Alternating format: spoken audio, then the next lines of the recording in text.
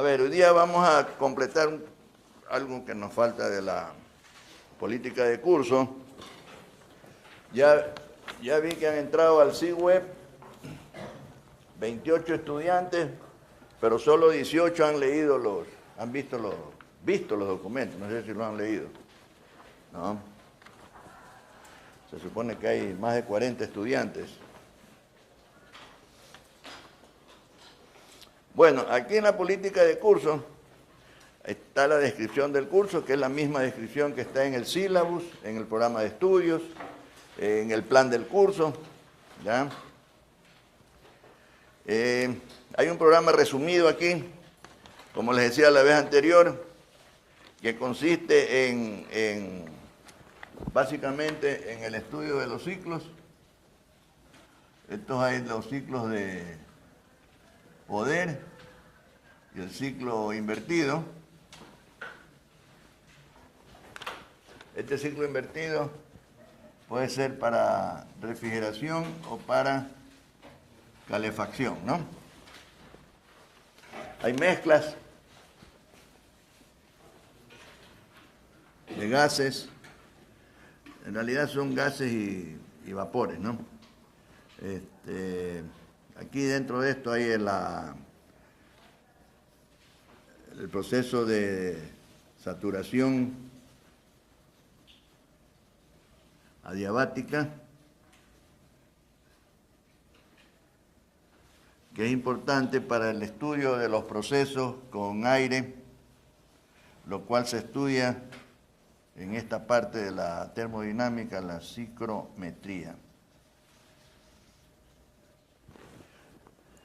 Ese es el estudio del aire atmosférico, ¿no? Y su uso. Y luego tenemos combustibles y combustión. Algunas de estas cosas las vamos a cubrir con trabajos.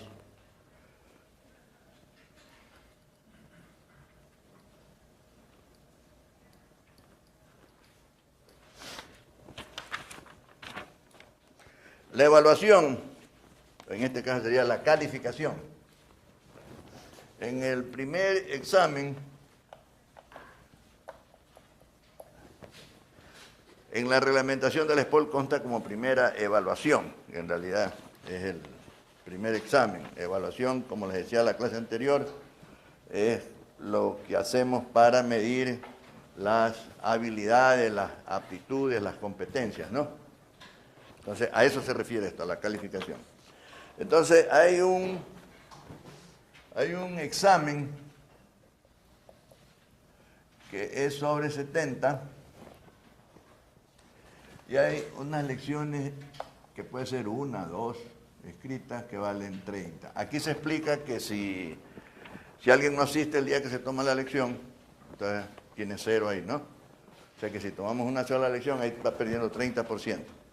¿No?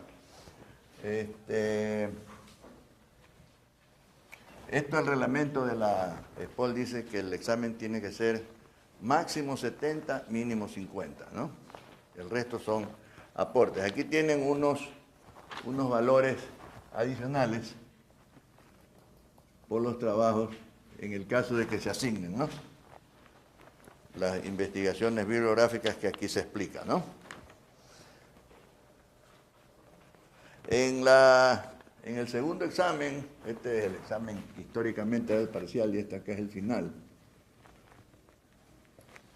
tenemos el examen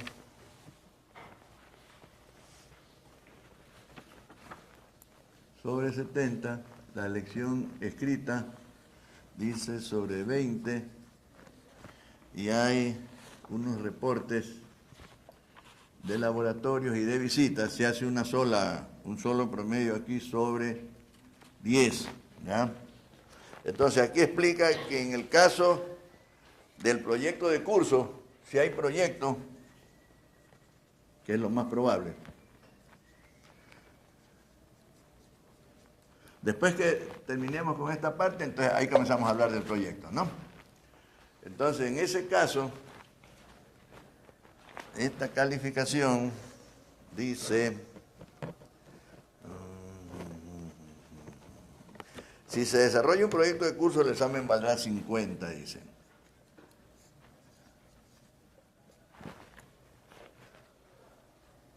Las lecciones 10.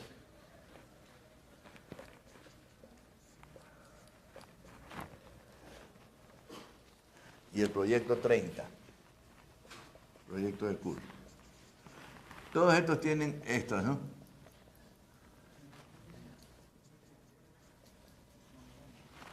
O sea, siempre es más de sobre 100, ¿no? La calificación va sobre 100, pero tienen más de 100 puntos, ¿no?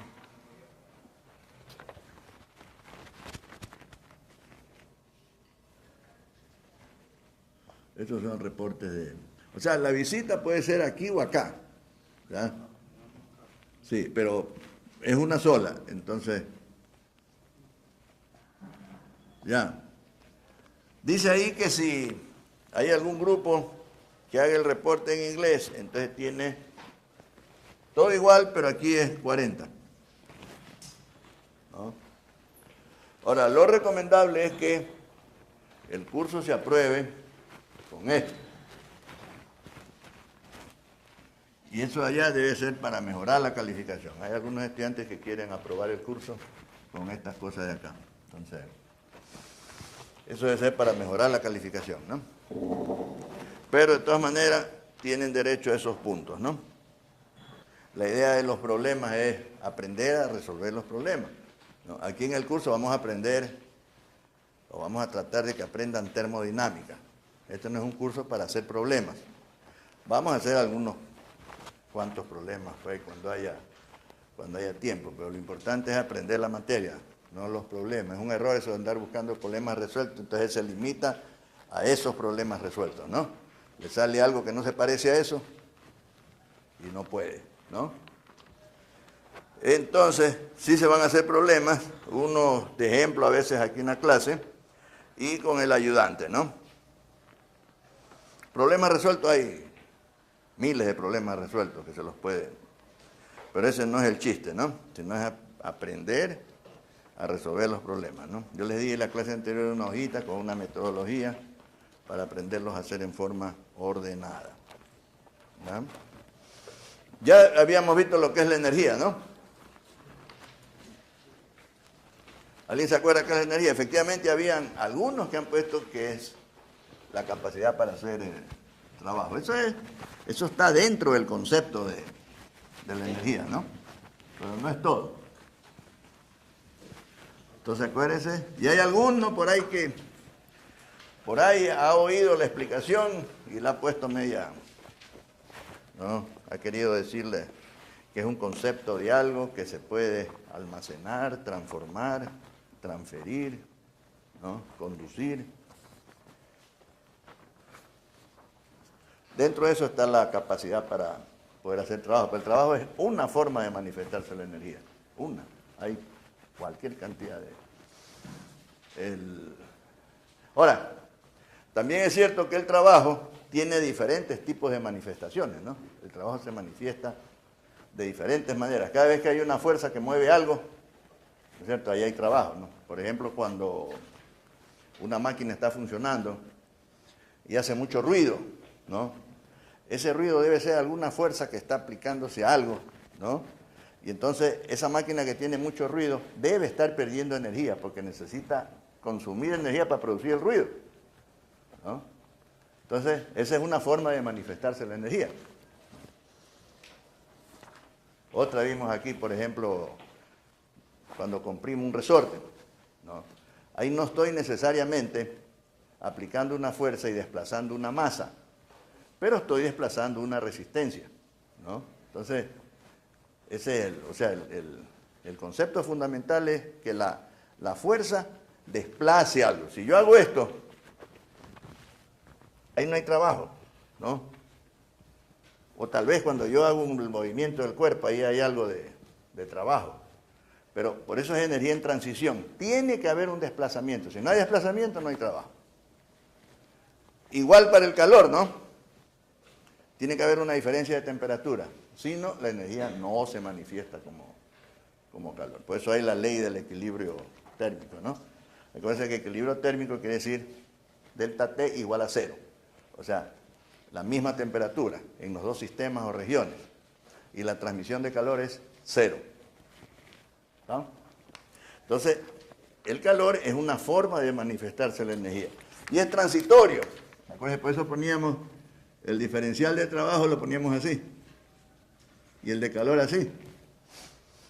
Y cuando, por ejemplo, yo integro un diferencial de temperatura de 1 a 2, tengo la temperatura en 2 menos la temperatura en 1, que es igual a delta T.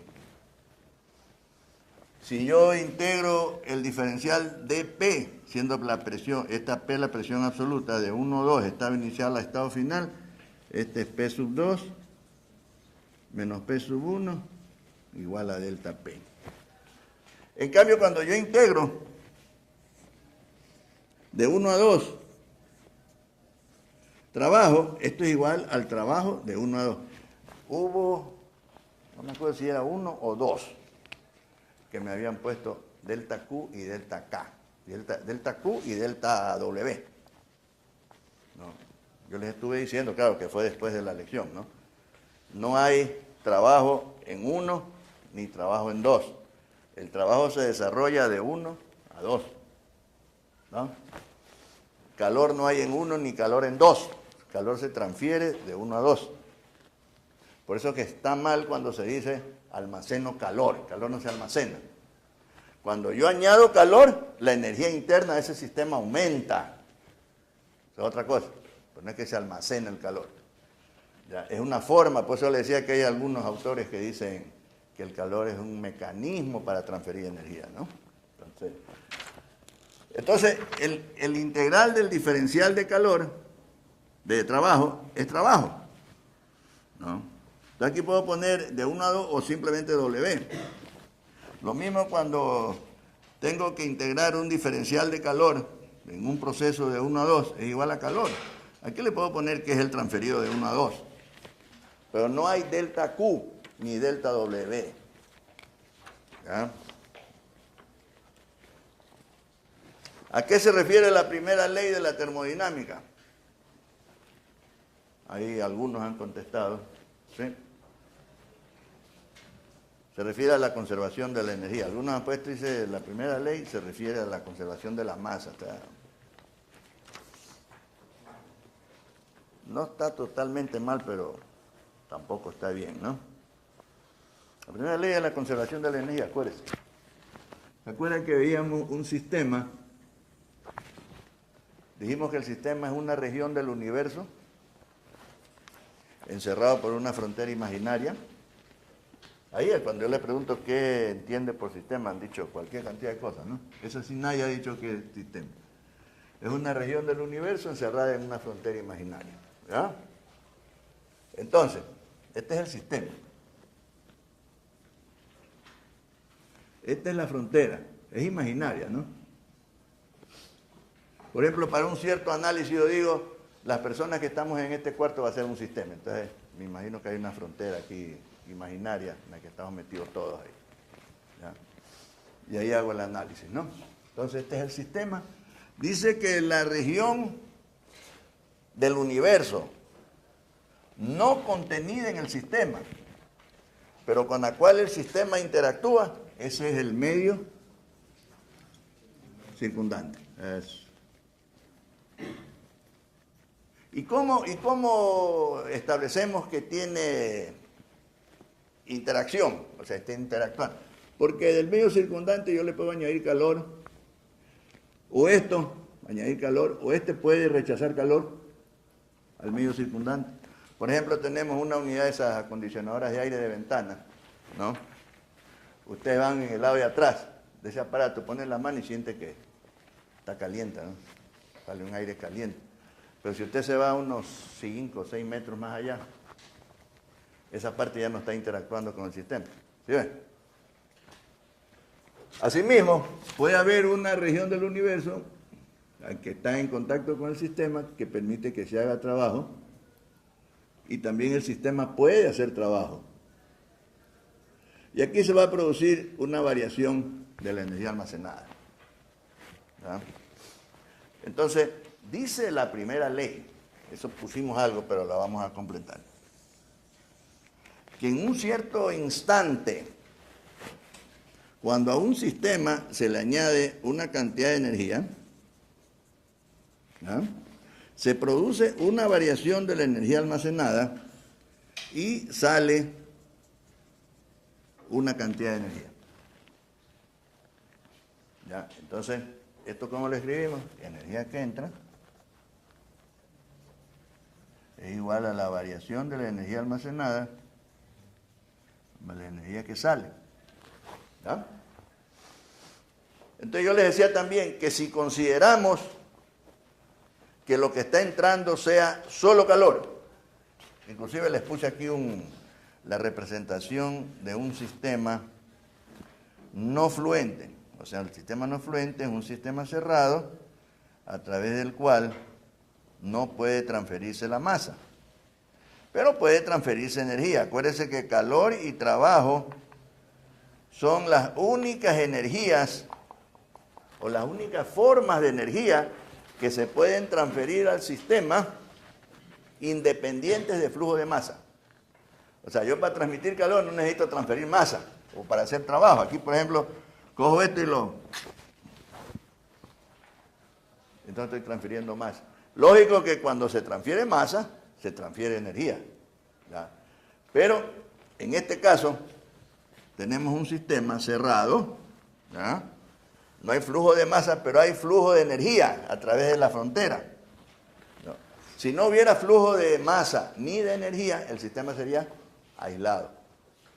¿No? Sistema aislado. O sea, no tiene contacto con el medio circundante. O sea, esto de aquí es cero para el sistema aislado. No interactúa a través de sus fronteras, ¿no? Entonces, si yo considero que al sistema la energía que yo le puedo añadir sea solo calor, que el sistema pueda hacer solo trabajo como energía de salida, y que lo que almacena el sistema sea energía interna, molecular o térmica, que es la debida a la estructura de las moléculas y de los átomos. Esa es la que dice Einstein, que es la masa. Dice, la masa es energía, dice, se refiere a esa energía, ¿no? Energía interna, térmica o molecular, que hay varias formas de disiparla, ¿no es cierto? Entonces, cuando yo añado calor o hago trabajo sobre el sistema, lo que estoy alterando es ese valor. ¿Ya? Entonces, puesto de esa manera, yo puedo escribir entonces la conservación de la energía de esta manera. Le decía que siempre hay un término que nos dice en qué unidades está esto. El término aquí en este caso es la energía. Esto está en BTU, o puede ponerle kilojulios, kilocalorías, ¿no? Cualquier energía que quiera. Nosotros vamos a un poco a insistir con el BTU. Entonces, si yo expreso esto exactamente igual, pero aquí le pongo U minúscula, entonces ya las unidades serán específicas, o sea, por unidad de masa. No, siempre debe haber un término en la ecuación que me dice las unidades de los demás términos. Para poder sumar, ¿no? Tengo que sumar términos energéticos que tengan la representación con las mismas unidades. Si no, no puede sumar, ¿no? O suma mal. Ahora, si esto está ocurriendo en un instante diferencial, ¿ya? Entonces las cantidades que se van a transferir deben ser diferenciales, ¿no? O sea, la cantidad de calor debe ser diferencial, la variación de energía interna debe ser diferencial, el trabajo debe ser diferencial. Siguen siendo estos BTU por libra de masa.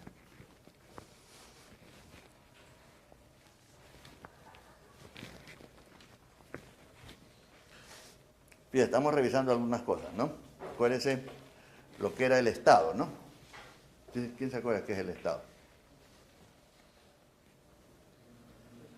Recuerda que yo les hablaba de estado o condición. Entonces uno define el estado como la condición del sistema definida por dos propiedades termodinámicas, independientes. ¿Cuándo lo defino? En un plano. Pero si lo defino en el espacio, entonces necesito tres propiedades. Entonces ahí vienen los volúmenes termodinámicos. Generalmente trabajamos con diagramas, o sea, con planos.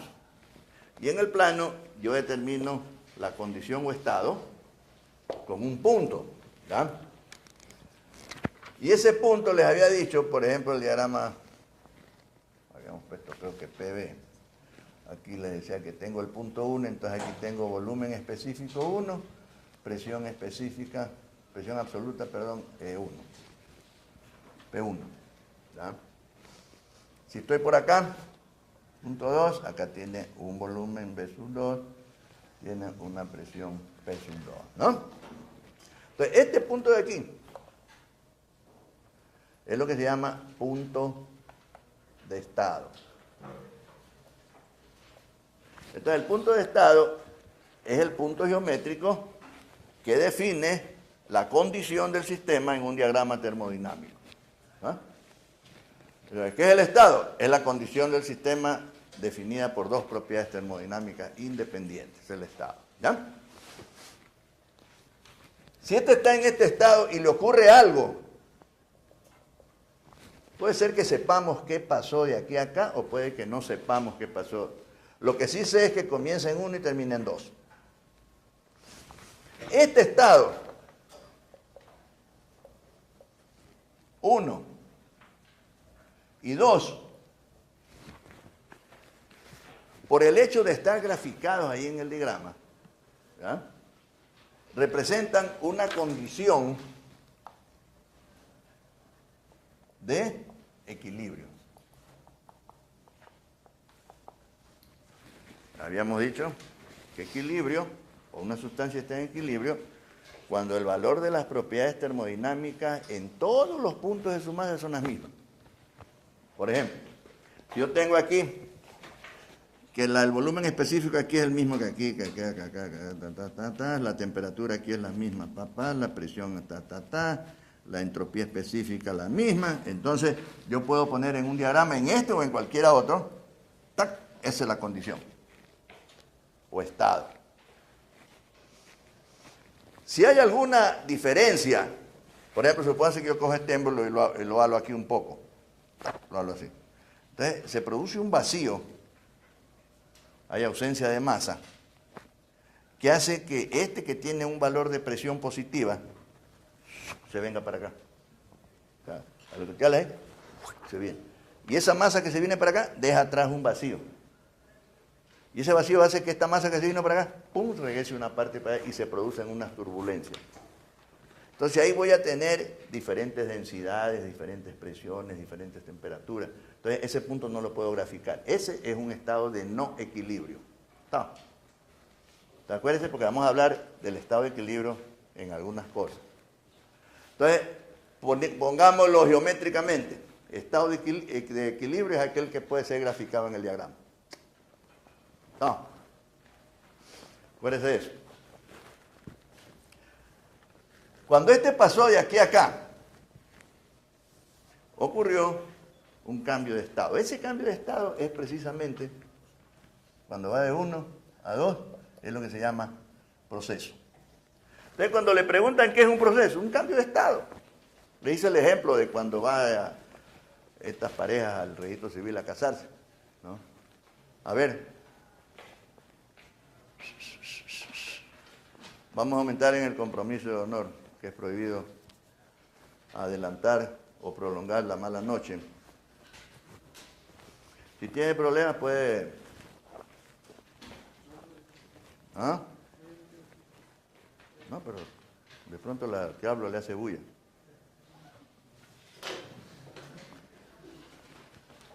Bueno, a veces uno habla y arrulla a la gente, ¿no? Pero eso es cuando estamos en conciertos, ¿no? Había aquí hace años un presidente que es un dictador, que le sacaron un montón de cuentos, de chistes, ¿no? Entonces un día vino el ballet ruso y se presentó en Quito el ballet ruso, ¿no? Y entonces están unas balletistas de primera y los bailarines también. Y entonces este señor fue con la esposa, ¿no? Y entonces después al otro día le hicieron una entrevista, ¿no? Entonces entre las preguntas que le hacían le dicen que qué le pareció el ballet ruso. Dice, pues, formidable, dice. qué cosa más extraordinaria. Y lo que más me llamó la atención, dice, es que esta gente, dice, la cultura de esta gente. Fíjense que la Aidita estaba dormida y ellos bailaban en puntillas para no despertarla. Queda de tarea para el lunes.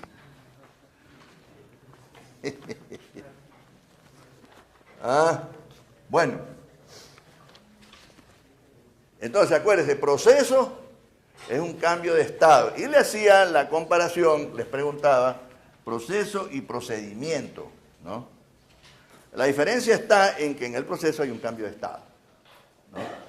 Entonces, ahora, este proceso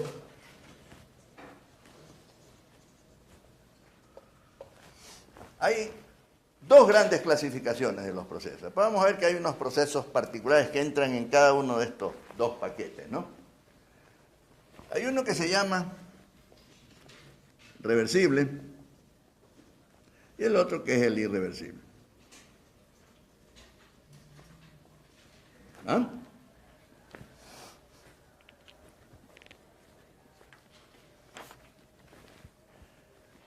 Si esto fuera así,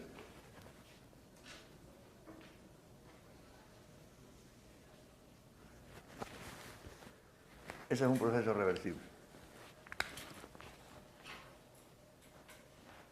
Supónganse que esto está en la condición 1 aquí. Y me lo voy a llevar para allá. Entonces, si yo lo halo bruscamente de 1 a 2, o sea, me lo llevo de este volumen a este de acá, ahí. Entonces se va a producir, lo que yo les decía, la cara del émbolo se separa de la masa, deja un vacío, se produce, deja otro vacío y se producen unas turbulencias. Y esos estados no los puedo graficar. Entonces, ahí es cuando yo pongo que comenzó en 1 y terminó en 2 y pongo aquí cualquier cosa porque no sé qué pasó. O sea, sí sabemos, pero no lo podemos graficar. ¿Ya? Si yo cojo en cambio este émbolo y lo comienzo a mover muy lentamente, ¿ya? De tal manera que yo me voy de este punto de aquí, del estado inicial, al siguiente estado, de tal manera que todos los puntos de la masa del sistema cambiaron sus propiedades por igual. ¿Ya? Y así me sigo moviendo muy lentamente para pasar al siguiente estado. Entonces resulta que, acuérdense que geométricamente en la escuela nos decían que la línea es una sucesión de puntos, ¿no? Usted va a ver otro puntito aquí. Yo lo estoy poniendo exageradamente grande. Todos esos puntos son estados de equilibrio, porque los puedo graficar. Entonces, yo lo voy moviendo en una forma tan lenta que permite que todos los valores en todos los puntos vayan cambiando por igual, de tal manera que de 1 a 2 me demoro un tiempo infinito, o sea, muy lentamente. Ese es un proceso cuasi estático. Entonces, el proceso reversible también se lo define como uno cuasi estático, ¿no? Es ideal. No es práctico para los procesos y los sistemas reales, pero en cambio nos va a permitir encontrar muchas relaciones, nos va a permitir, siendo ideal, nos va a permitir resolver problemas reales. ¿Ya? Ya vamos a ir viendo en este curso cómo relacionamos el sistema y los procesos ideales con los sistemas y los procesos reales, ¿no? Es una de las cosas que tiene que aprender el ingeniero, ¿no? La herramienta más poderosa que tiene la termodinámica es la idealización. La idealización de los sistemas y la idealización de los procesos. La idealización del proceso es el proceso reversible. ¿Ah? Y la idealización de los sistemas es el gas ideal, que lo vamos a revisar un poco aquí también. El gas ideal, y que algunos hablan de gases ideales, ¿no? No hay gases ideales, hay un gas ideal, ¿ya? Y entonces, y vamos a ver por qué se lo definió así, ¿no? Entonces, tengo toda esta línea que es una sucesión de puntos y esos puntos representan estados de equilibrio. Es decir, ¿qué es el proceso reversible? Es aquel que está constituido solo por estados de equilibrio. Una definición. Si yo considero al punto de estado, este punto que está aquí, y yo lo desplazo aquí en el diagrama hasta acá, hasta el estado final, entonces también puedo decir haciendo una analogía geométrica, que el proceso reversible es la huella que deja el punto de estado cuando se desplaza en el diagrama. ¿No? Porque esa huella que deja es una línea, y esa línea es una sucesión de puntos, y esos puntos son estados de equilibrio. ¿No? ¿Qué más? Este proceso, cuando yo hago este desplazamiento cuasi estático, yo lo puedo hacer también térmicamente. Puedo coger un sistema y le comienzo a añadir calor con una gradiente de temperatura que tienda a cero. Entonces va a haber una transmisión de calor muy lenta, ¿no? Que va a dar lugar a que vayan cambiando los valores de las propiedades termodinámicas por igual en todos los puntos de la masa. Entonces ahí voy a tener un proceso reversible también. Este proceso reversible se caracteriza también por la forma como se desarrolla, que yo puedo al sistema luego llevarlo desde el estado final por la misma trayectoria original al estado inicial, revirtiendo los términos energéticos. ¿Qué quiere decir? Que si de aquí a acá rechazó calor, cuando lo llevo de aquí a acá, tengo que añadirle calor, la misma cantidad. Cuando fue de aquí a acá, tuve que hacer trabajo sobre el sistema, quiere decir que de aquí a acá el sistema va a entregar trabajo. ¿No? O sea, cambia el signo del calor y trabajo.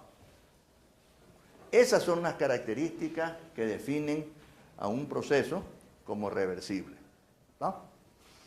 Ahora, la reversibilidad en los fluidos se divide en reversibilidad interna y externa, que da lugar a una irreversibilidad interna. Fíjense, cuando el fluido se está desplazando, ¿ya? El fluido se va desplazando en capas que pueden ir o no todas en forma paralela, ¿ya? Pero esas capas pueden o no ser paralelas. El asunto es que hay una parte de la masa que tiene más velocidad que otra, y entonces siempre que hay dos cuerpos o sistemas en contacto a diferente velocidad, hay una fuerza que se está desplazando ahí, que es fricción, ¿no? Y la fricción es precisamente lo que hace irreversible a los procesos reales. Si no hubiera fricción, ¿no? Entonces fuera una maravilla, ¿no? Todo fuera ideal. La fricción es el problema, ¿no? Y la fricción es igual de ida o de venida. ¿Qué quiero decir? Yo le hago siempre el ejemplo. Usted coge el dedo y lo pasa aquí encima de la banca así, ¿ven? Y se le calienta el dedo. No. Y cuando lo regreso no se me enfría, se me sigue calentando. Quiere decir que es irreversible. La fricción es irreversible. Eso hace irreversible a los procesos reales. Entonces la reversibilidad se ve afectada internamente cuando hay fricción entre las capas de fluido. ¿No? Es decir, cuando hay turbulencia. Después más adelante van a ver que en los procesos de transmisión de calor, especialmente en los intercambiadores de calor, en cambio los procesos que son laminares, no ayudan a la transmisión de calor, a una transmisión de calor rápida, ¿no? Y entonces más bien ayudan cuando los flujos son turbulentos. Entonces por eso es que se les pone cierto tipo de diseño en los tubos para que se produzca la turbulencia y se transfiera la energía como calor de mejor manera, ¿ya? Pero eso es otra cosa. La reversibilidad interna se ve afectada por las capas, por la fricción entre capas de fluido. Esas capas de fluido pueden ser paralelas o no, ¿ya? La reversibilidad externa tiene que ver con el medio circundante, ¿ya? Todos los procesos reversibles, por definición, son reversibles internamente, siempre. ¿Ya? No hay fricción entre las capas de fluido, las variaciones de las propiedades son iguales en todos los puntos de la masa, todos son estados de equilibrio, etc. ¿Ya? En el caso de la reversibilidad externa, tiene que ver con una transmisión de calor con el medio circundante, ¿no? Si esa transmisión de calor con el medio circundante se la hace con un delta T que tiende a cero, es decir, que estoy transmitiendo calor cuasi estáticamente, póngale seguro a la puerta, por favor. Póngale seguro. Si este delta T tiende a cero cuando estoy haciendo una transmisión de calor, esa transmisión de calor es cuasi estática, ¿ya? Y entonces eso me indica que el proceso, además de ser reversible internamente, es también reversible externamente, ¿no? Entonces vamos a ver un caso por ahí de un ciclo de poder, el caso específico del ciclo de Carnot. El ciclo de Carnot es reversible siempre por definición internamente, pero cuando se hace que el calor añadido y el calor rechazado sean con diferenciales de delta T, entonces también se vuelve reversible externamente. Y su eficiencia térmica aumenta un poco, porque ya no solo es reversible internamente, sino externamente, ¿ya? Entonces, eso que esté claro. Hay irreversibilidad interna, que es debido a la fricción entre capas de fluido, y la irreversibilidad externa, que es debido a una transmisión de calor con delta T diferente que cero. ¿Estamos? No. Entonces, el proceso reversible, ya lo tenemos más o menos claro, ¿no? No veo que tomen nota. Después del lunes ya no se acuerdan.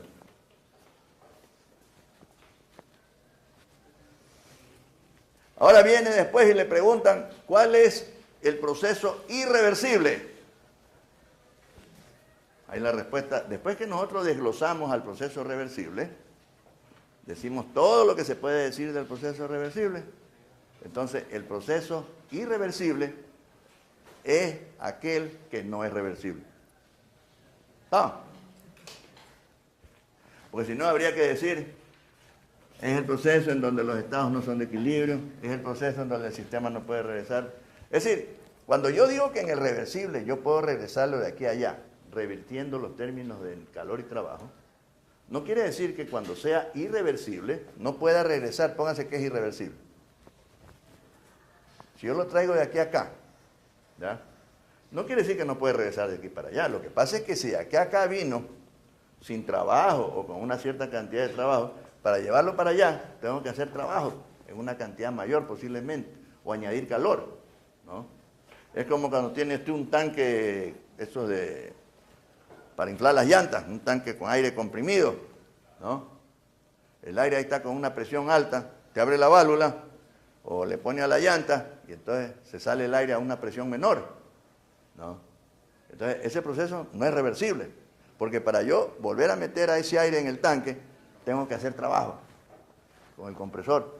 Y si cuando salió del tanque no hubo trabajo, quiere decir que ese proceso fue irreversible. No, fue irreversible, ¿no?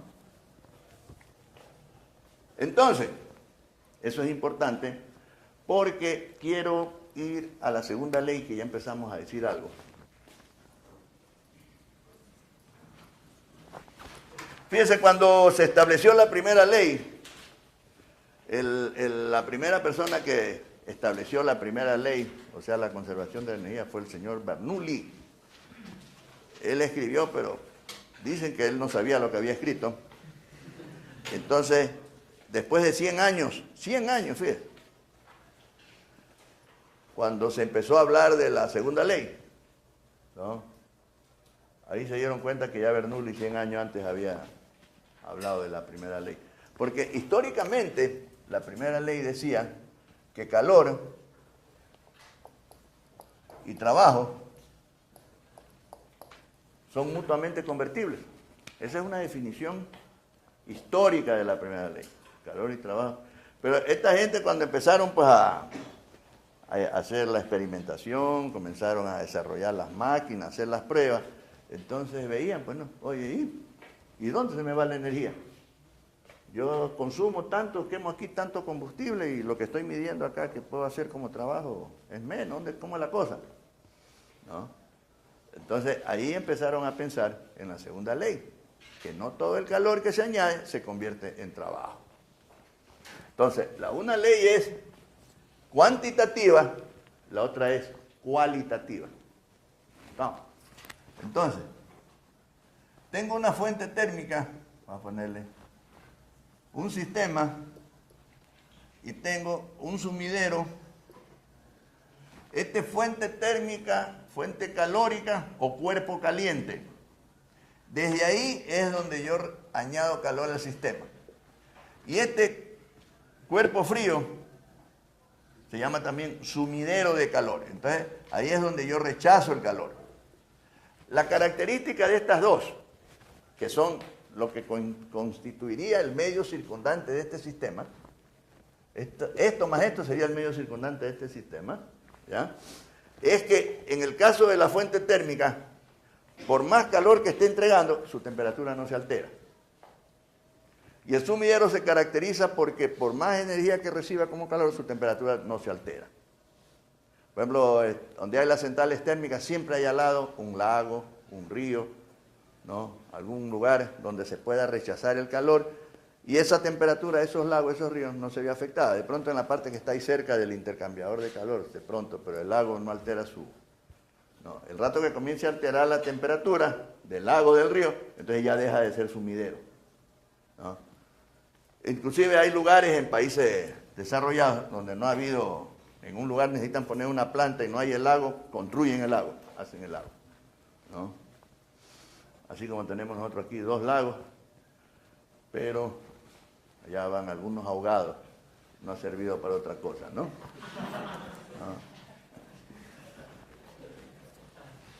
Fíjense, el calor fluye por sí solo de mayor a menor temperatura. Ahí está. ¿Ah? Yo no puedo poner al revés. Este es el low, le pongo low porque de aquí añado calor. Aquí tengo el cuerpo caliente, o sea, temperatura. La H es de high. No, high, alto. Y entonces aquí dice, esto de aquí no puede ser. O sea, el calor no puede fluir por sí solo de menor a mayor temperatura. Entonces, cuando entremos a estudiar los ciclos invertidos que le puse por ahí, entonces vamos a ver que basado en este enunciado que es de Clausius, ya vamos a ver quién es el señor Clausius, ¿no? Es que se definen a los ciclos invertidos.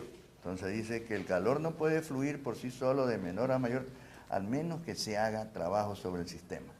Ahí sí puede ser. ¿Sí ve? Aquí, esto sí puede ser.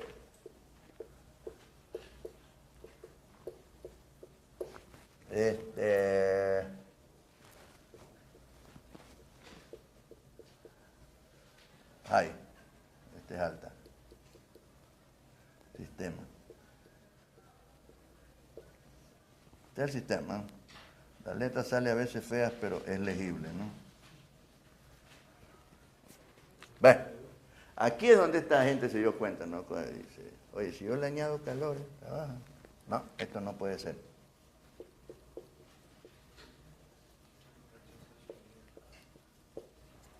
Entonces ahí fue que encontraron que no todo el calor se puede convertir en trabajo, ni aún en la máquina más perfecta.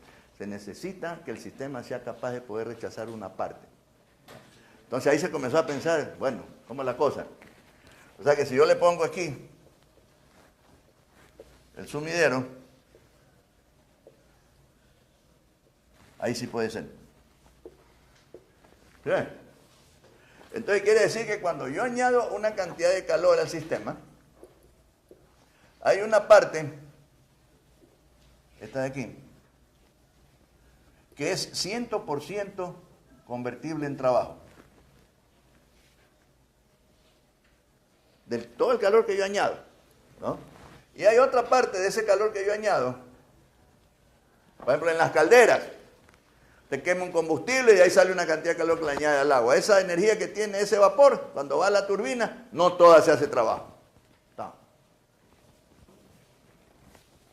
Entonces, esta es 0% convertible en trabajo. Esta de aquí se llama energía disponible. La A es de available. Así está acá es no disponible. La U es unavailable. ¿Estamos?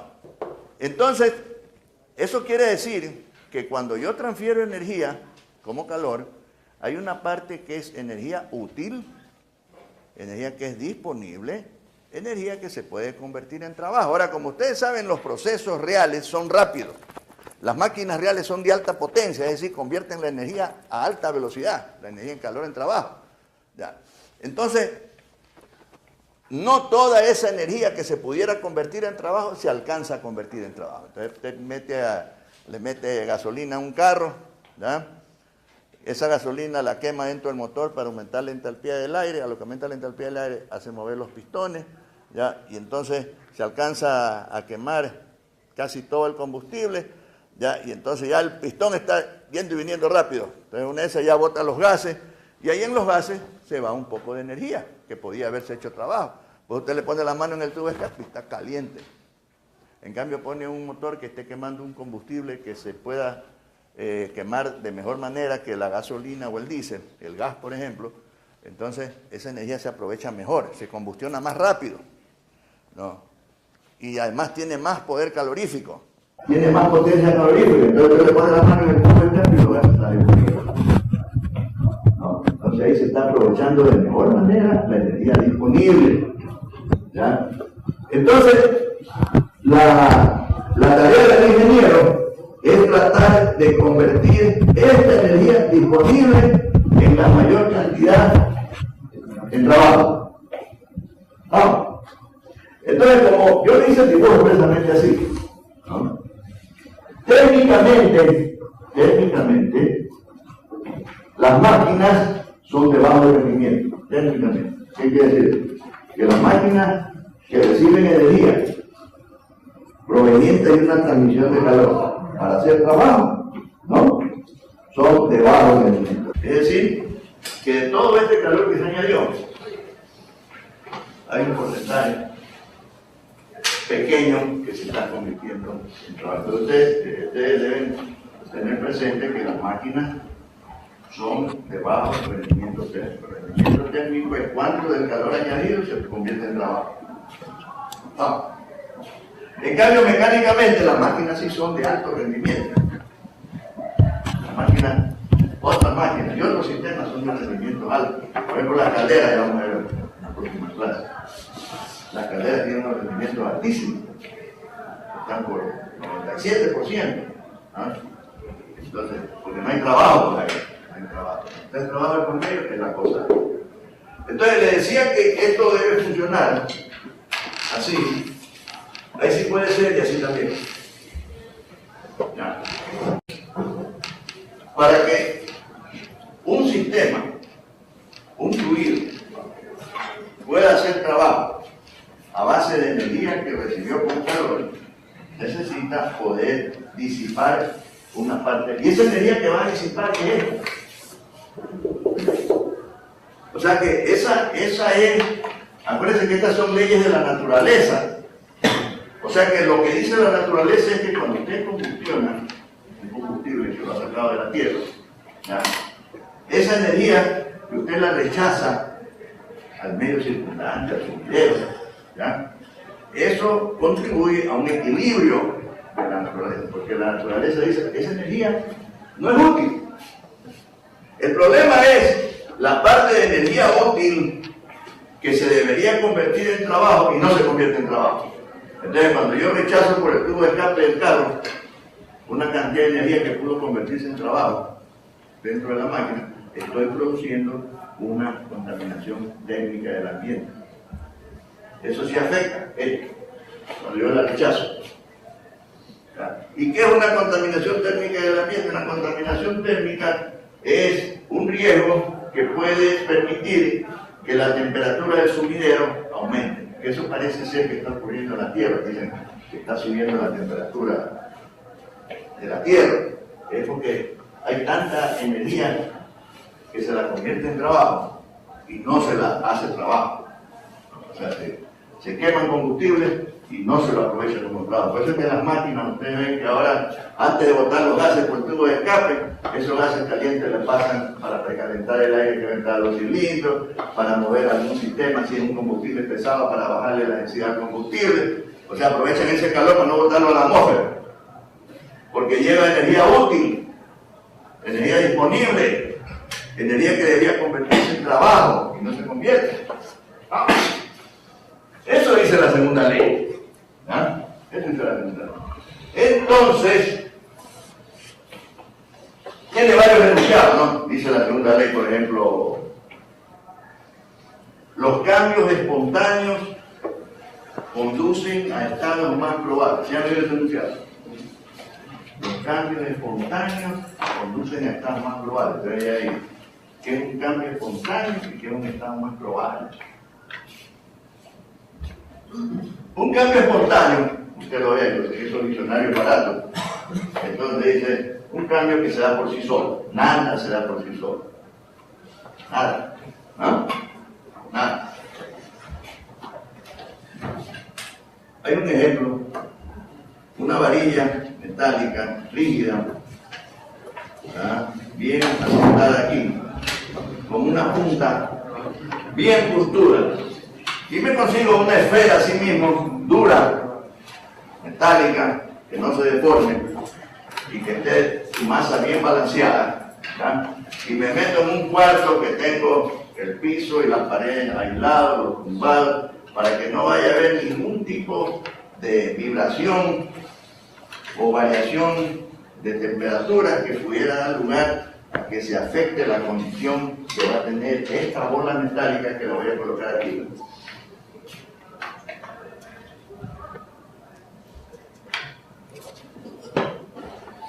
Esto está en una mesa, ¿no? Aquí. ¿Sí? Pongo la bola ahí.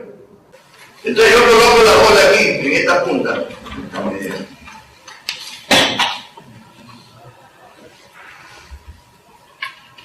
Me pone con este robot.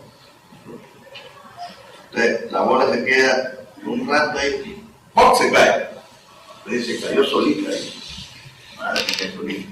Entonces, hubo alguna solicitación externa que fue diferencial. Alguna pequeña vibración, algún cambio en la densidad del aire que produjo algo, pero no se quede solito. ¿No? Entonces me cae esta bola aquí. Entonces ahora, chuta, yo cojo la bola y si le hago, ¡pac! La bola ahí la suelto.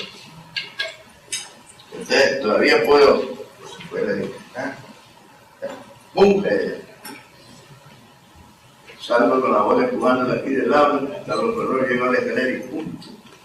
Llega un momento que no la puedo llevar más abajo. Entonces el clavo de hierro, y esto es un clavo de hierro, ¿qué ocurrió ahí?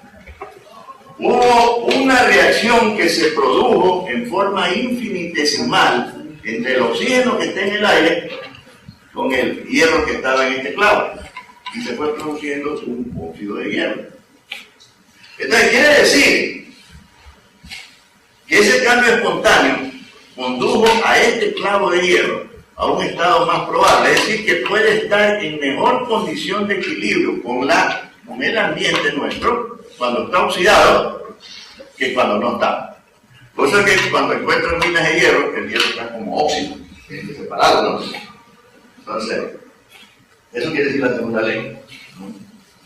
Acuérdense que el oxígeno en el aire está como una mezcla, ¿no? Entonces el aire es una mezcla de gases, oxígeno, nitrógeno, argón, y un poco de gases que están ahí. Ya, más la polución, ¿no?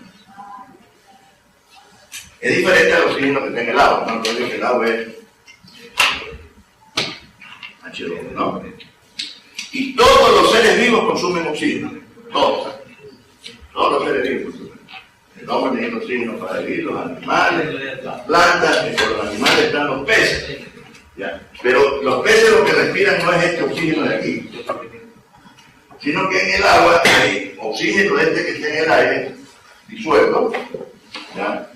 Entonces ese es el que respiran. Se han visto unas peceras, tienen unos pececitos ahí, pues tiene una bombita que le está burbujeando aire. Es para que el oxígeno de ese aire se disuelva y entonces estos animales tengan que respirar. O sea, su sistema respiratorio está diseñado para captar el oxígeno que está en el agua, más no el que está en el aire. Así está. Y no te lo ves, te metes la nariz en el agua, a veces dice pega su en realidad, ¿no? Porque esto no está diseñado para eso. ¿Ya? Entonces, volviendo a la segunda ley.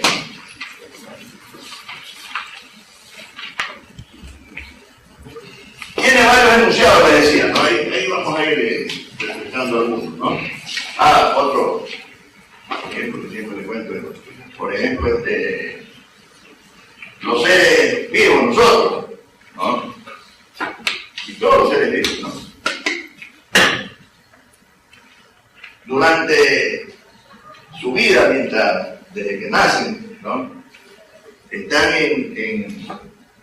No están en equilibrio con la naturaleza, o sea, nosotros no estamos en equilibrio con la naturaleza. Y usted está en equilibrio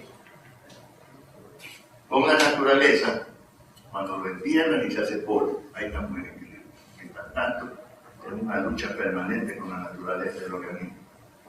¿No? Esa tiene segunda ley también. Otro ejemplo, para pensar en la segunda ley. Acuérdese de este enunciado de Claudio. No todo el calor se puede convertir en trabajo ni a una máquina más perfecta. Si usted tiene un carro, un auto, ya, entonces usted coge el motor y vamos a tratar de cubrirlo con una resina. Todo el motor, ¿no? Para que esté aislado. ¿Ya? Entonces, y todo lo demás está en perfecto estado, todo el sistema de encendido, todo está bien, el combustible, todo. ¿Ya? Entonces, prende el carro.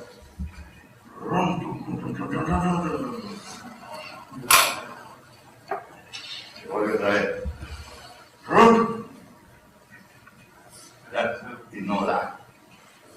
No da porque comienza a querer funcionar y como no tiene a dónde rechazar calor, no funciona. Y entonces, hay gente que dice, pues, ustedes ya no deberían decir, miedo. Dice, oye, le mete tanto calor ahí en la caldera para hacer el vapor y después lo condensa en el condensador. Es que si no hubiera el condensador, no se mueve la turbina. Así de simple. Porque si no tengo a dónde rechazar calor, esta parte de aquí que no es disponible, el fluido no puede hacer trabajo. Así de simple, así funciona la naturaleza. Son leyes de la naturaleza. Es como que yo aflojo esto y se cae. No puedo decir, a ver, déjame ver si es que no se cae. Se cae. Ya. Son leyes de la naturaleza que el hombre lo que ha hecho es descubrirla y aprender a usarla. Los hombres y las mujeres también. ¿Ya? Eso es lo que hemos hecho, descubrir las leyes de la naturaleza. ¿No? Así funciona, no están sujetas a una demostración matemática, a una deducción. ¿Ya? Entonces partimos de esa premisa, que así funciona la naturaleza. ¿Ya? Entonces, este señor Claudio, no voy a entrar en el análisis. ¿Ya? Él dedujo y estableció que la entropía, cuando yo la mido,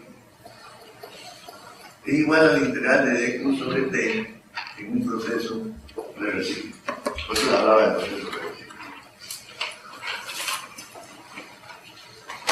Esta circunstancia de la energía que no se puede convertir toda en trabajo, ¿no?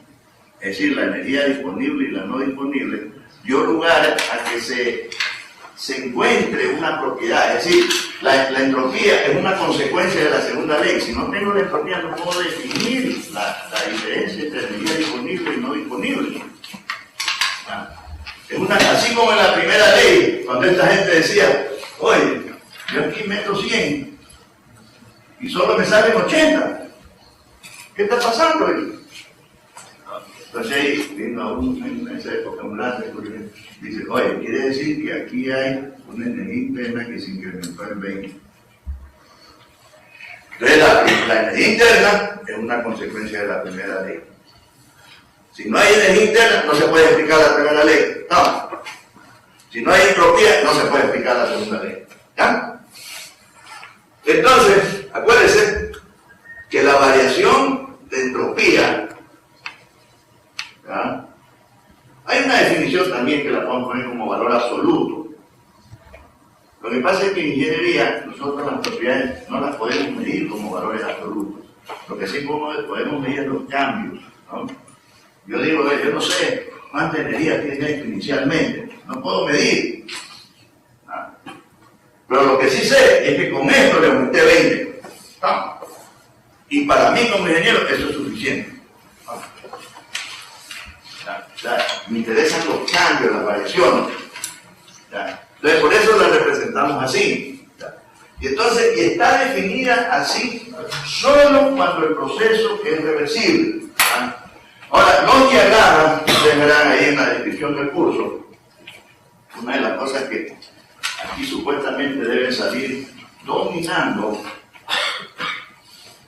es el uso de tablas y diagramas. ¿Ya? Tablas y diagramas. Bien, un diagrama importante en nuestro estudio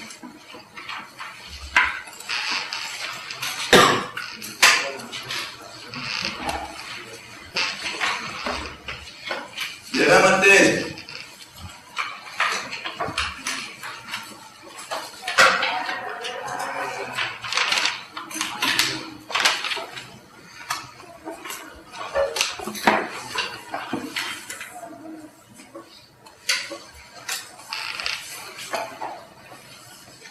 Bien, el área debajo de la curva de proceso. Área debajo de la curva de proceso. Cuando digo eso, área debajo de la curva de proceso, quiere decir que debe haber una línea ahí continua. ¿Ah? Quiere decir que estoy hablando de un proceso reversible. Porque si el proceso no es reversible, entonces ya no tengo la línea continua, entonces no puedo hablar área debajo de esa cosa que no sé cómo la defino. Entonces cuando digo el área debajo de la curva de proceso, quiere decir que esa línea que está aquí me estoy refiriendo a un proceso reversible. En el diagrama TS, el área debajo de la curva de proceso, en el diagrama TS representa el calor transferido durante un proceso reversible. Cojamos un punto, voy a poner como que le hemos puesto una lupa aquí a este punto de la línea, lo voy a poner hacia agrandado. Es un punto entre 1 y 2. Ese punto entre 1 y 2 tiene esta ubicación. Una temperatura cualquiera, desde aquí hasta acá. ¿Ya? Pero ese punto, para yo llegar a ese punto, hubo otro punto antes. Y después viene otro punto. Entonces quiere decir que para pasar de aquí a acá, pasé por este estado que lo tengo aquí identificado. Entonces hubo aquí un desplazamiento de la entropía que lo estoy considerando diferencial. Estoy hablando de los puntos de la línea. Entonces quiere decir que este rectangulito que está aquí,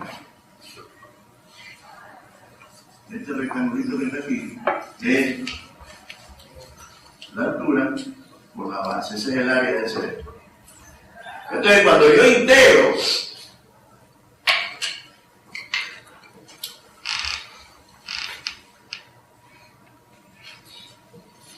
de 1 a 2,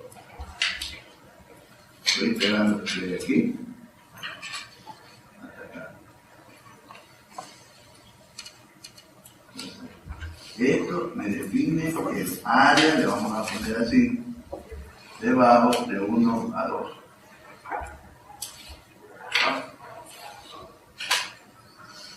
Dice Clausius que delta S igual al integral de D sobre T. Si usted diferencia esto, verá que ds es igual a dq sobre T. Acuérdense que esto es solo para el proceso reversible. Sigo hablando del proceso reversible. Es que este señor encontró, hay un análisis ahí que se hace con los ciclos de Carnot. Él encontró que en una operación cíclica la relación de calor sobre temperatura, sumándola a través de todo el ciclo, se hacía cero. Entonces dijo, debe ser una propiedad, porque todas las propiedades en un ciclo, por ejemplo, comienza por presión 1. Hace el ciclo, punto, regresa ahí, presión 1. Presión 1. Entonces, el cambio de las propiedades termodinámicas en una operación cíclica es cero. Entonces él encontraba que Q sobre T es igual a 0. O sea, la suma de todos los Q sobre T a lo largo de todo el ciclo. Le dijo, debe ser una propiedad, dijo el ciclo. Q sobre T. Entonces la llamó entropía. ¿Ya? Y definió su cambio de esta manera. ¿Ya? Nosotros diferenciamos. Y entonces yo puedo sacar de aquí que dq, esto es para reversible, recuerden, es igual a T de S. Y por allá yo le puse que cuando yo integro calor y trabajo, recuerda que le puse ya lo creo.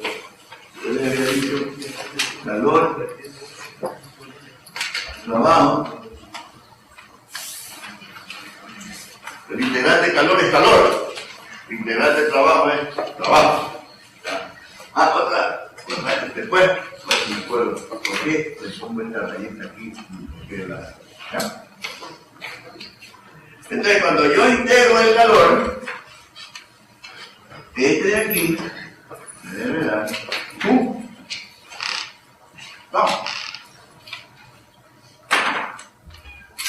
Claro. Entonces, cuando yo pongo esto, aquí puse que este integral me representa el área debajo de la curva de 1 a 2. Entonces, acá sé que el integral es calor. ¿Ya? Ahora, si el proceso no hubiera sido así, sino así,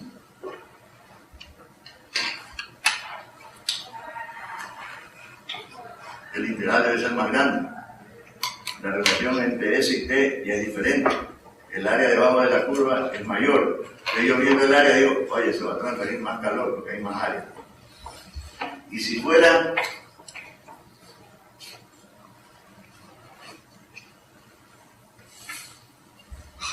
¿cuál es el área debajo de la curva proceso? Esta acá, esta es vertical, esta es menor. Esta de aquí es un poco mayor y esta de acá es mayor. Entonces, y si vamos al diagrama PV, hacemos lo mismo con el trabajo, ¿no? El diagrama PV.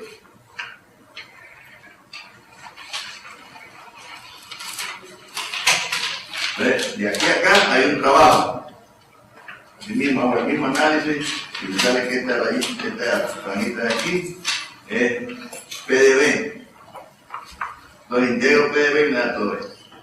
Entonces, el área debajo de la curva proceso en el diagrama PV representa el trabajo durante un proceso reversible. Ya vamos a ver qué sistema.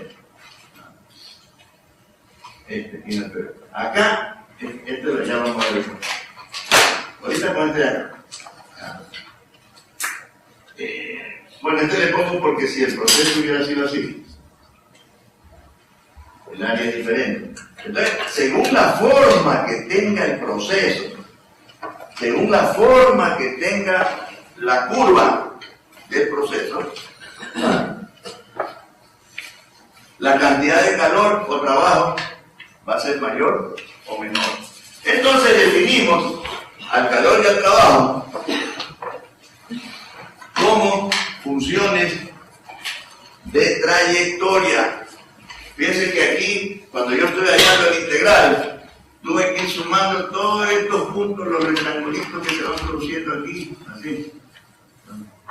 ese diferencial no es exacto.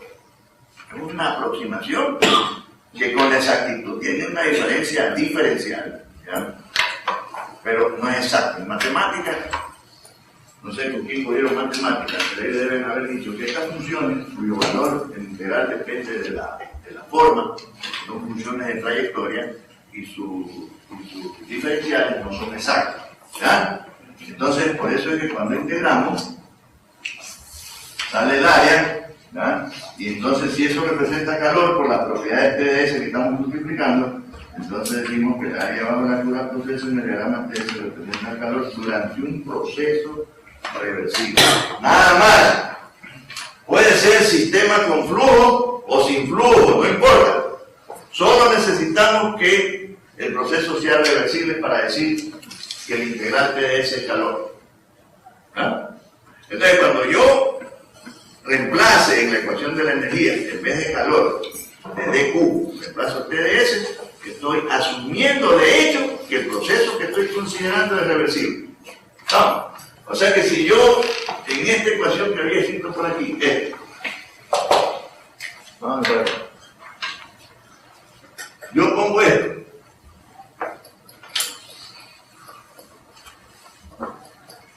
Entonces ya estoy asumiendo el hecho de haber reemplazado esto con esto, quiere decir que estoy hablando ahora de un proceso reversible. ¿Ah? El sistema puede ser con flujo o sin flujo, o sea, flujo cruzando la frontera o sin flujo, o sea, no fluente. O sea, ¿por qué? Porque usted puede transmitir a un sistema la misma cantidad de calor, esté o no fluyendo. No, yo puedo transmitir a un fluido la misma cantidad de energía como calor, esté o no fluyendo. El trabajo es diferente. ¿Alguna pregunta? Vamos a coger el caso este de aquí. Ese es un sistema no fluente. Sistema cerrado, no fluente. Aquí estamos considerando que no exista fricción entre el émbolo y las paredes del cilindro, porque si hubiera fricción ahí estaría así irreversible.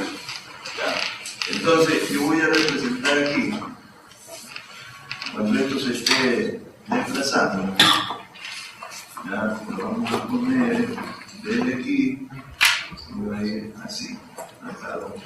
Entonces, esto, y así mismo cojo esta área de aquí, hago el mínimo de la fricción, como dice acá. Entonces, esto es PdB, ¿ya? Entonces, todo esto de aquí, el integral PdB es igual al área debajo de la curva del calor, ¿no? ¿Ah?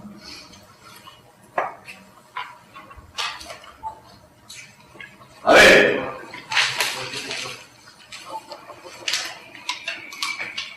Presión por volumen.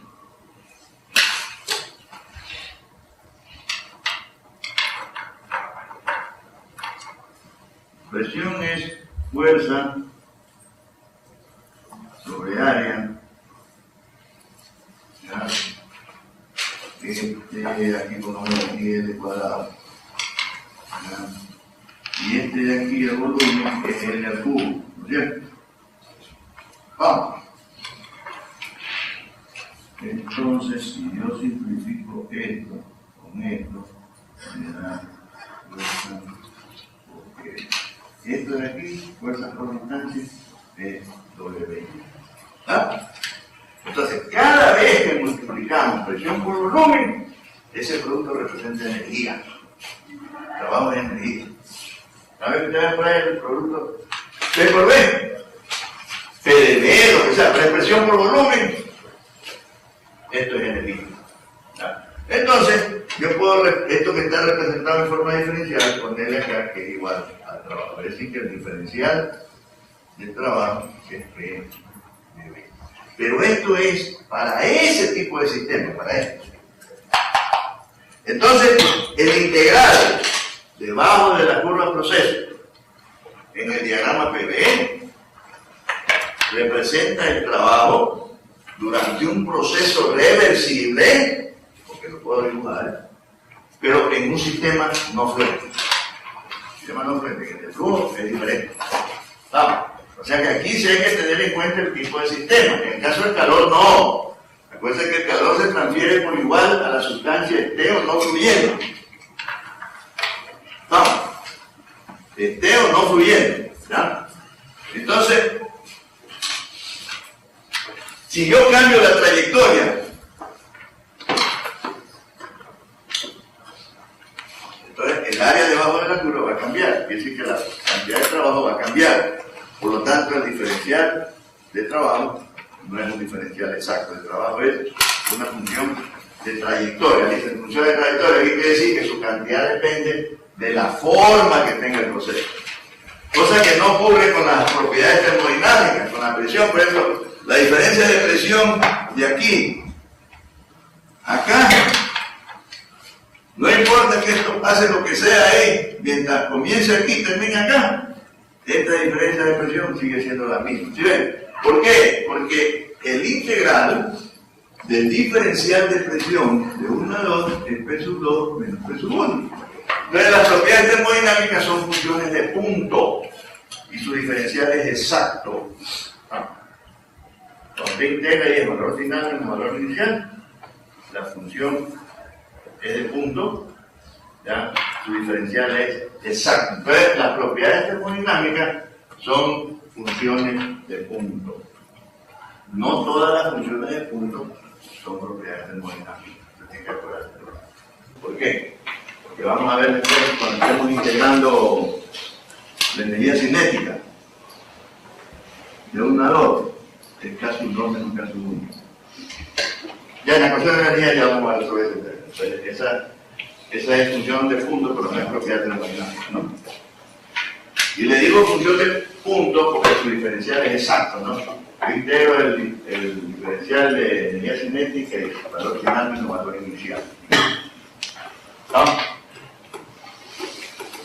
Entonces, si esto es para el proceso reversible, y sigo con esta ecuación de acá,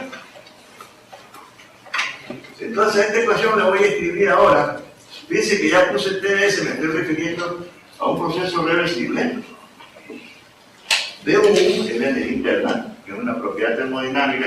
Acuérdense que las propiedades termodinámicas son características descriptivas del sistema. Características descriptivas del sistema. Esta energía cinética que borré aquí no es que yo puedo tener cualquier cosa que se esté desplazando a cierta velocidad. Si tiene una cierta masa y cierta velocidad, puede ser cualquier sustancia. En cambio, la energía interna es propia de la estructura molecular y atómica de la sustancia, y esto es característica propia de cada sustancia. Vamos, son características descriptivas de la sustancia, ¿no? Entonces, esta es la entropía, la temperatura. Entonces ahora voy a poner en vez de trabajo, PdV, solamente para no olvidarnos que las unidades tienen que ser compatibles. Si esto está en grados absolutos, o sea, grado Rankine, por ejemplo, y esto está en BTU, por grado Rankine por libra de masa, esto debe estar en BTU por libra de masa, y esto de acá va a estar en librafuerzas pie por libra de masa, que esto no se puede sumar con esto. Entonces, si yo estuviera usando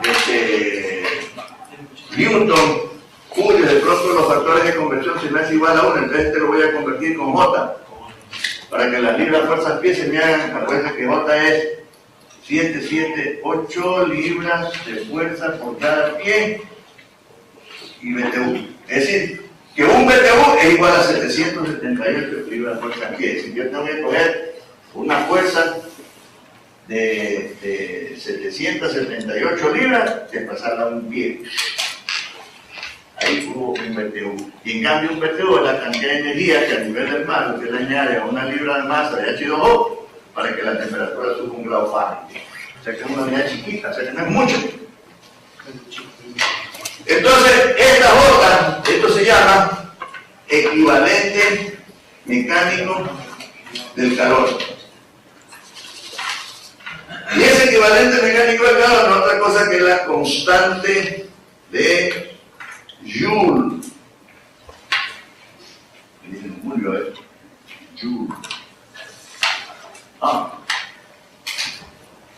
Entonces, ¿qué tengo aquí?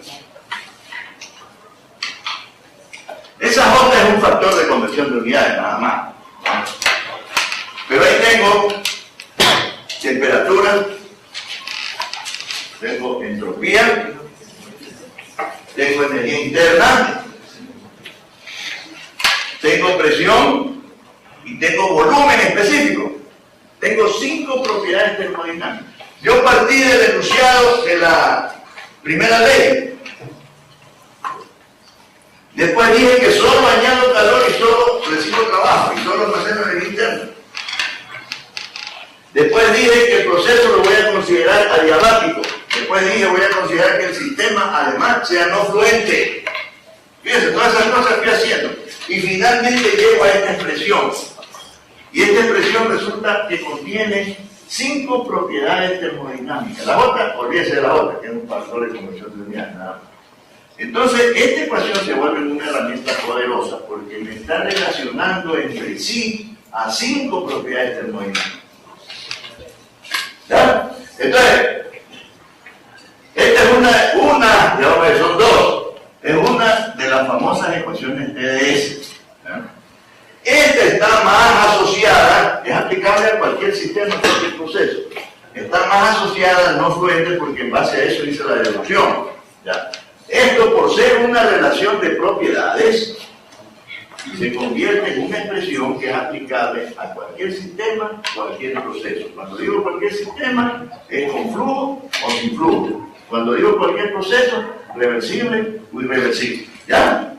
Lo que pasa es que si yo tengo un sistema como un proceso, o sea, sometido a un proceso reversible, entonces, esto es calor. Si el proceso no es reversible, la relación se sigue cumpliendo, pero TDS ya no es calor. Recuerden que TDS es calor solo cuando es reversible. ¿Ah? Si el proceso, además de ser reversible, se está desarrollando en un sistema no fluente, entonces esto representa trabajo. Si el sistema no es no fluente, como es ahí, o el proceso no es reversible, PDB no es trabajo. No. No. O sea, la ecuación se aplica a cualquier sistema, cualquier proceso, pero haciendo las consideraciones del caso. Pero es una herramienta poderosa, ¿no? Cuando me dicen, tengo un sistema no fluente, tengo un proceso isentrópico, entonces digo, se hace cero.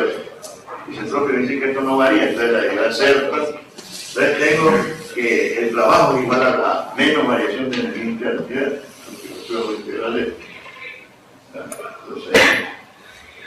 puede ser que el proceso sea reversible pero no fluente.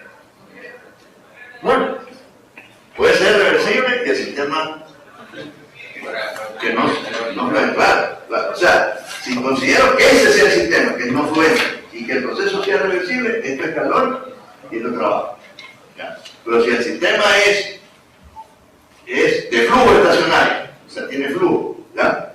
Entonces, y el proceso es reversible, entonces esto representa calor, pero este no es de trabajo. Tiene que ser no fluente. No, porque de ahí lo saqué. De aquí. ¿Ves? No. ¿Alguna pregunta? A ver. Entonces, como estamos hablando de estos sistemas, el sistema de flujo estacionario o estable, ustedes lo van a ver, sistema estable, a veces el sistema de flujo estacionario o estable.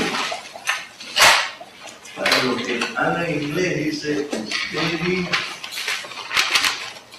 state flow system. Ahí está. Inglés intermedio B.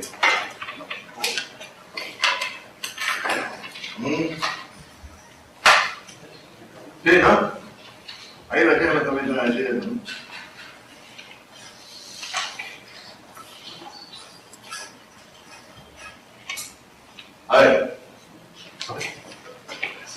Esto que voy a dibujar,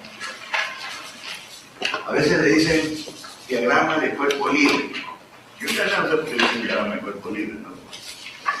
Pero yo le digo diagrama de energía. El diagrama de energía sí coincide con el de cuerpo libre, ¿no? Es un gráfico que define con cierta aproximación la frontera del sistema y los flujos de energía que intervienen en los procesos. Aquí voy a poner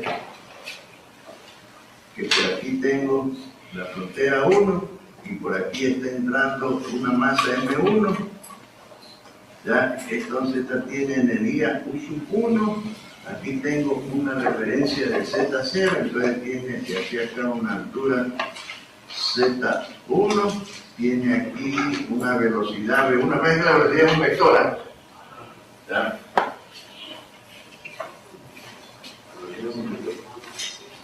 Magnitud, dirección y sentido, ¿no?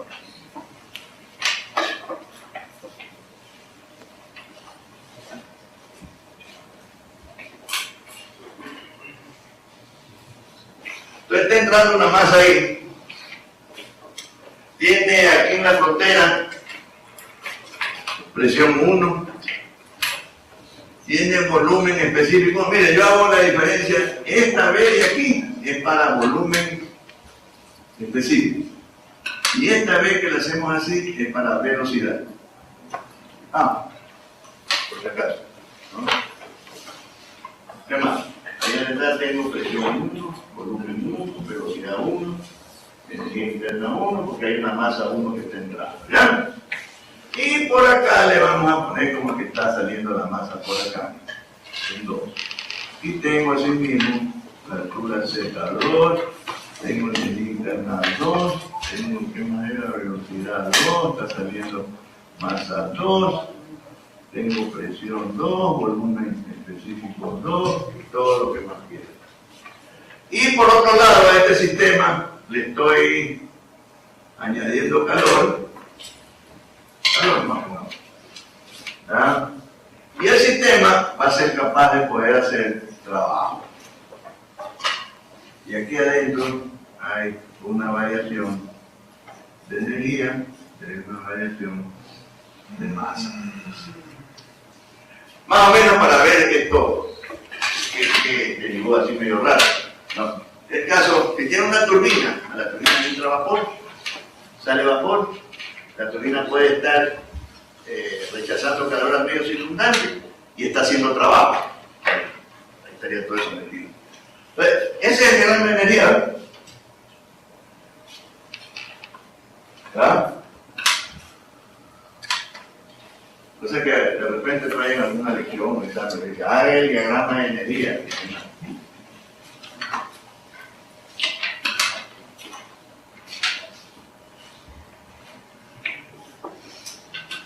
Ley de la conservación de la energía.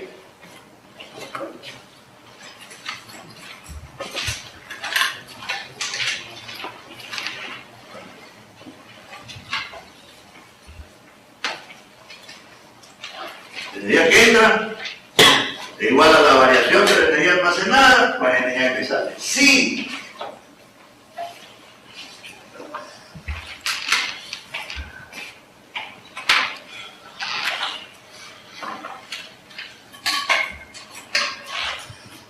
Si este delta E se mantiene constante, o sea, no varía, ¿ya? Entonces tengo la energía que entra es igual a la energía que sale.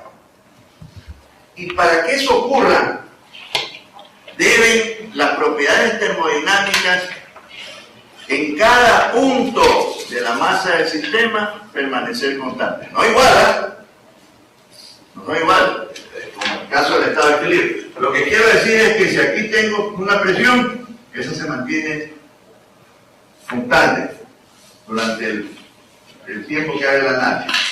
Acá tengo otra presión diferente, acá tengo otra diferente, el volumen específico, la temperatura, todo lo que quiera. Es como que al sistema yo le tomo una foto, clic, y me salen los valores de las propiedades termodinámicas. Eso tengo ahí, una foto del sistema. O sea, las propiedades se mantienen constantes. Está entrando masa, está haciendo su trabajo, recibe calor, sale la masa, pero las propiedades termodinámicas que yo puedo ver en cada punto se mantienen constantes. ¿Estamos? ¿Claro?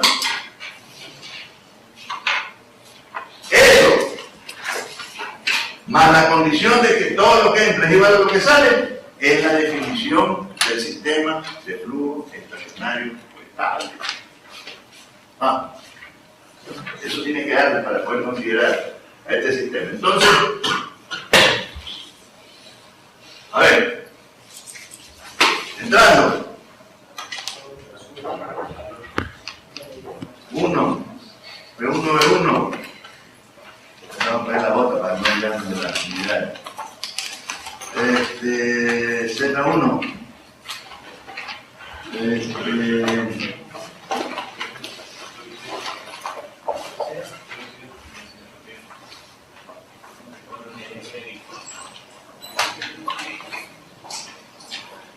ahorita no le voy a desarrollar el término para complicar la cosa, sino que esto que las alturas que tiene aquí a la entrada, una energía potencial a la entrada, y la velocidad es una energía cinética de entrada, ¿no?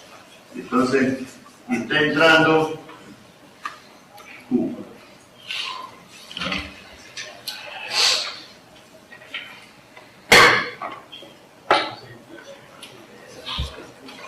Saliendo U2, B2, potencial, cinética y trabajo. Esa es la ecuación completa.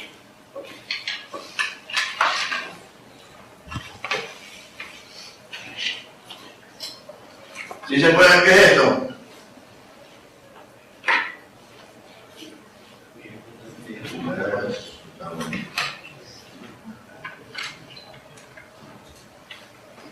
¿Qué es la entalpía? La entalpía es una función compuesta, ¿ah?, que nos mide la mayor o menor capacidad que tiene el sistema para transportar más o menos energía. Dicho de otra manera, en la segunda ley dice que un cuerpo, mientras más caliente está, o sea, mientras más alta es su temperatura, es más difícil añadirle más calor, o sea, transferirle más calor. Cuando está frío, pues se calienta rapidito, pero cuando ya está caliente es más difícil calentarlo, ¿no? Cuesta más trabajo, ¿no? Así mismo, yo tengo un recipiente que tiene agua hasta aquí. Entonces yo lo puedo llenar hasta acá, entonces tengo esta capacidad para transportar más. Esa es la entalpía, la capacidad para transportar más energía. Entonces, si hay un sistema que tiene la temperatura muy alta, entonces ya la cantidad de energía que puede transportar es menos, es como que el vaso ya se me está casi regando, ya está por aquí el agua, tengo que irlo a buscar porque se me riega, ¿verdad? Entonces cuando tienen alta la capacidad para transportar más energía, es pequeña. Entonces los sistemas de alta entalpía pueden transportar menos energía, ¿ya? Entonces esa es la entalpía. Entonces, y la entalpía, se puede decir algunas cosas más, pero la mejor definición de la entalpía es que es igual a U más PV. La entalpía es energía interna más trabajo del flujo. Ese producto que yo hago aquí en la frontera, que multiplico presión 1 por volumen 1, ¿no es cierto?, se llama trabajo de flujo. El trabajo de flujo es diferente a este trabajo. El trabajo de flujo es la energía que necesita el fluido para cruzar la frontera. O sea, tiene que vencer esa resistencia.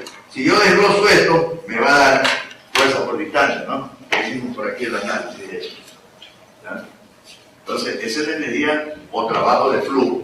Entonces, la entalpía es una forma de representar un término energético que está sumando a la energía interna, que es la propia de la sustancia, de la materia, más que el trabajo de flujo, que es la energía que necesita para cruzar la frontera, para entrar o para salir, ¿ya? Entonces, yo aquí en la ecuación puedo escribir ahora H1 más K1 más P1 más Q igual a H2 más K2 de por este volumen.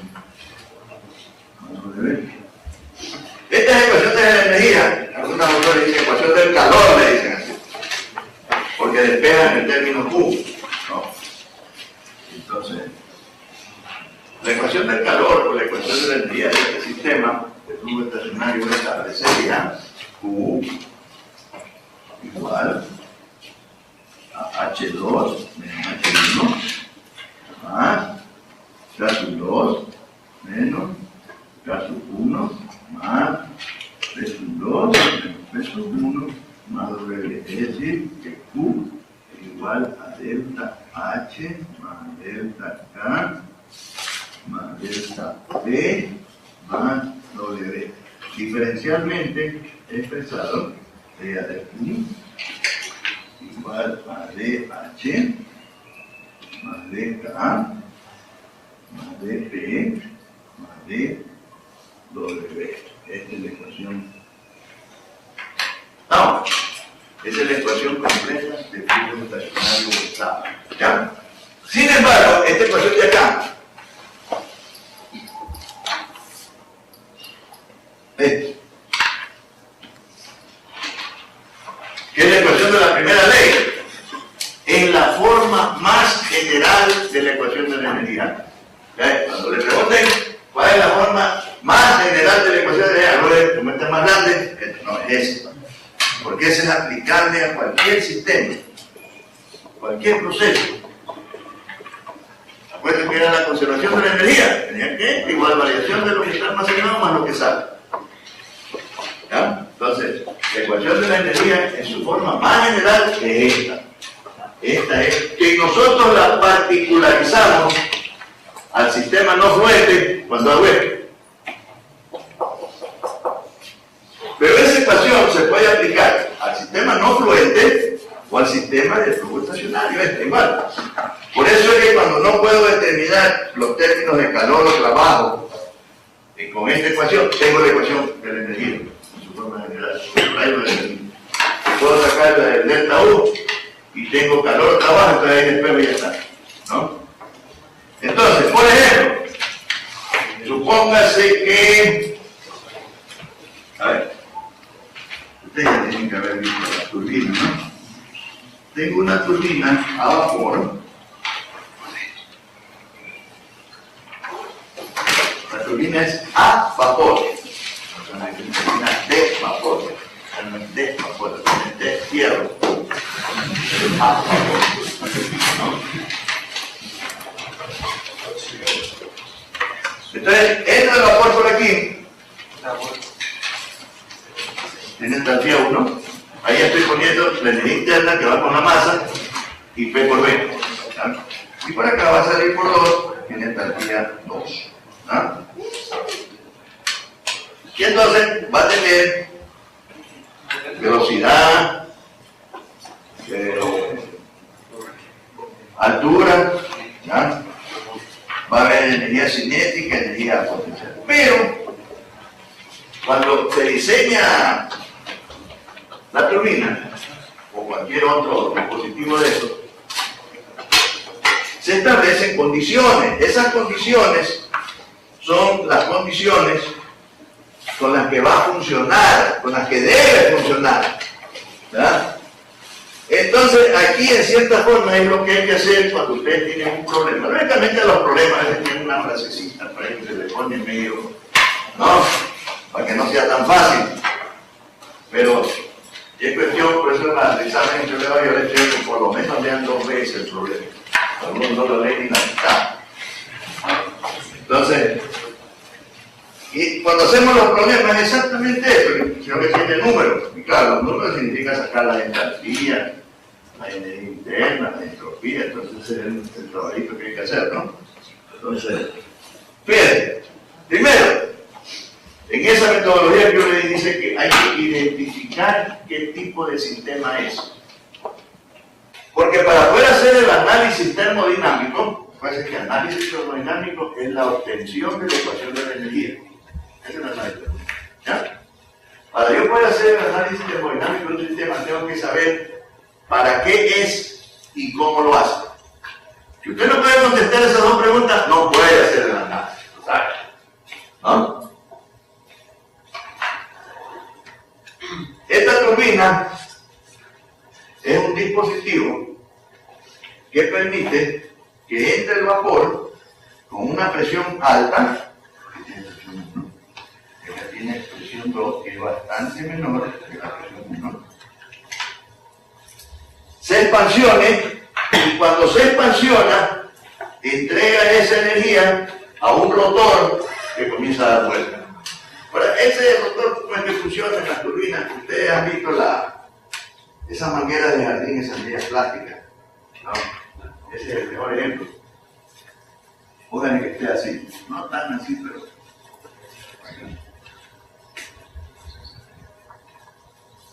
¿Ah? Pónganle que le pongo aquí al primero le tengo tapado acá, y acá está la llave.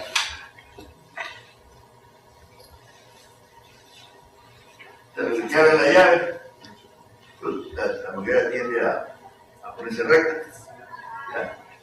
Porque lo que va fluyendo, va cambiando el vector velocidad. Entonces, si yo cojo esto y lo corto así, ¿ves? Más o menos. No es el rato le enseño una maqueta de esto, para que vean cómo. Entonces, y pongo varias de estas así, ¿ves? Todo hasta allá. Ya, entonces, una la dejo que dé vuelta, la otra fija, esta da vuelta, esta fija, esta da vuelta, esta fija, y le pongo otra que dé vuelta. ¿No? Entonces esto lo pongo en una rueda y tiene esta cosa así, ¿ya? De lado y lado. Entonces, a lo que entra el vapor aquí,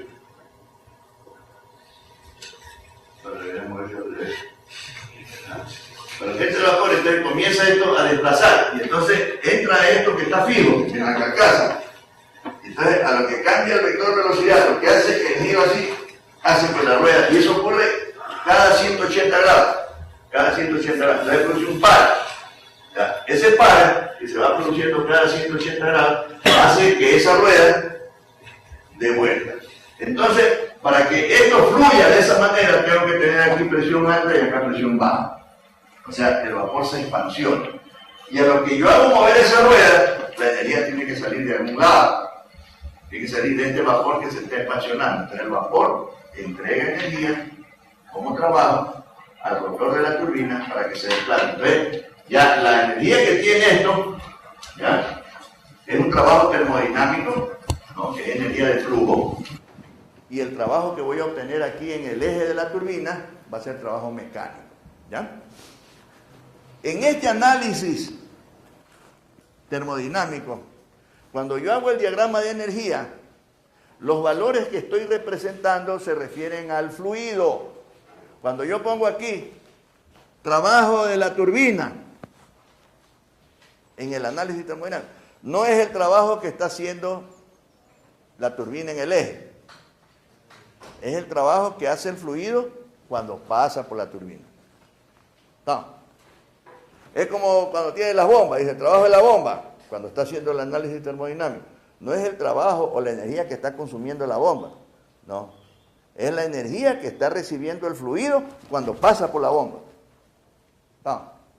Aquí es la energía que entrega el fluido cuando pasa por la turbina. Bueno, vamos a ponerlo ahí. No.